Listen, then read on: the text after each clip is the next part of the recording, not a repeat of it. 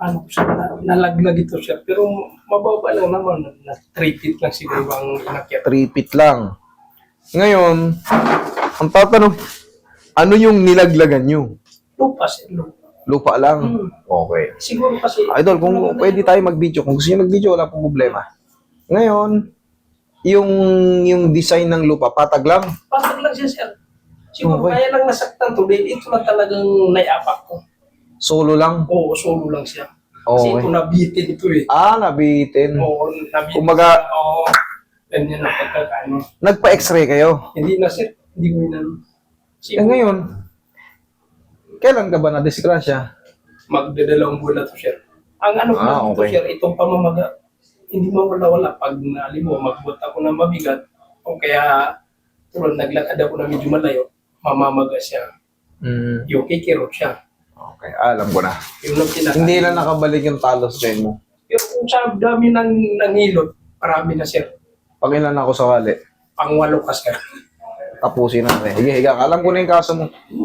I-elevate mo lang to ng 3 araw. Kada matutulog ka. What I mean, ganito, yung elevate ha. Para maintindihan nyo ng maayos. Lagyan nyo yung likod ng tuhod nyo. Pag matutulog ka, ganyanin mo lang. Tapos, ang nangyayari kasi rito, actually, kaya mo naman siya ilakad ka, so may masakit. Pag napapagod, boom, swelling na naman. Kasi, wala sa timing yung tinatawag na talos joint. Ang talos joint ang may control sa ganun, ganyan, lakad. Ngayon, syempre, pag napagod, ayan na, magana. Pero yan, kaya natin yan. Madali lang yan. Kala ko, nalaglag ka sa imperyo eh. Madali lang to. Lumipas ang 1 linggo, hupa na yan. Tapos, kahit mapagod na siya, hindi na yan mamamaga. Ngayon kasi, underswelling eh. Oh, tamo yung dito mo, oh. Yan. Dito ka, sir. Video mo to. Para malaman mo yung changes sa susunod na mga araw. Kita mo, apaw na apaw. Diba? O, kahit sa sarili mong mata. O, sige. Tingnan mo yung kahit sa sarili mong mata lang, kahit hindi video. Ang laki, di ba? Ayan, o.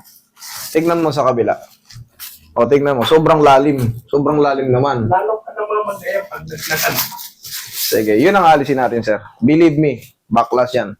1 linggo, huhupa na yan. Maaring mga lahati yan. Tapos, yung pain, hindi na kagaya nung dati. Yung kada konting lakad mo, kinahapunan, lambutan mo lang. Hayaan mo lang akong i-adjust yan. Pang-8 na ako. Bali pang 9 ako ngayon. Relax lang. Sige. Wag mo lalabanan, ha? Meron akong gustong marinig, eh. Okay.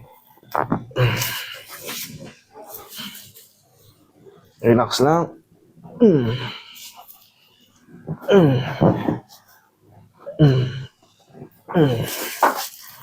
Lambutan mo lang. Tiisin mo lang. Hanapin ko yung sumasabit para ma-shoot na siya. Pengin pa, Roy.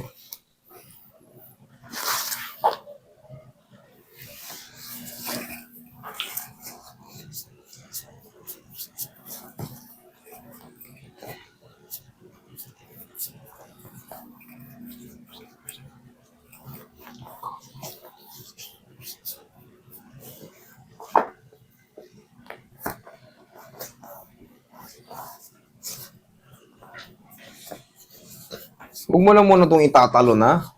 Yun lang. Kahit mga 1-2 linggo lang. 1 hanggang 2 linggo.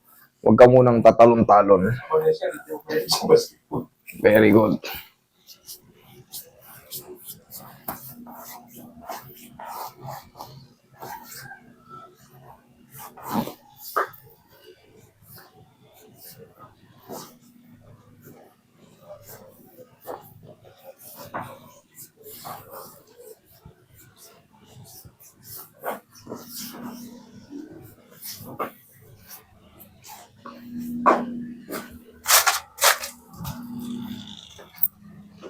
Tag-isang hatak pa. Meron akong inaasahan pa eh.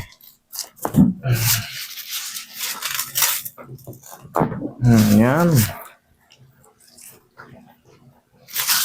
Bandage. Kung bandage, tanggalin mo siya pag matutulog ka na. Tapos bukas ng umaga, Kung maliligo ka, okay lang, maligo ka. Tapos, ibalik mo lang ulit yung bandage. Wala na sila, bandage? Kukuha din. Yan. Wala. Wala. Wala akong bandage.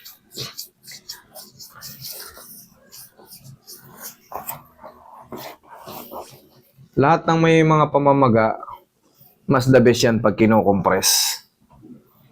Compress, elevate.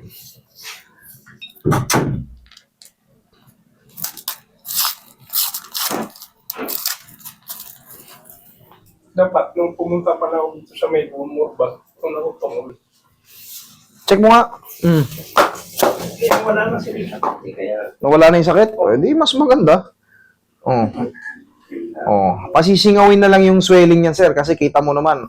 Pinakita ko sa kasama mo, kita mo, ang kapal nung... lalo na pag-check talaga na mag-asyan. Lalo na nung isang araw, punta ko airport, ang dahil na linakad ko. Grabe yung mag-asyan. Tatanggalin mo lang yung ano ko, mamayang gabi ha, pag matutulog. Mas maganda kasi pag natutulog, yung blood circulation natin malaya. Official. Okay, sige, thank you.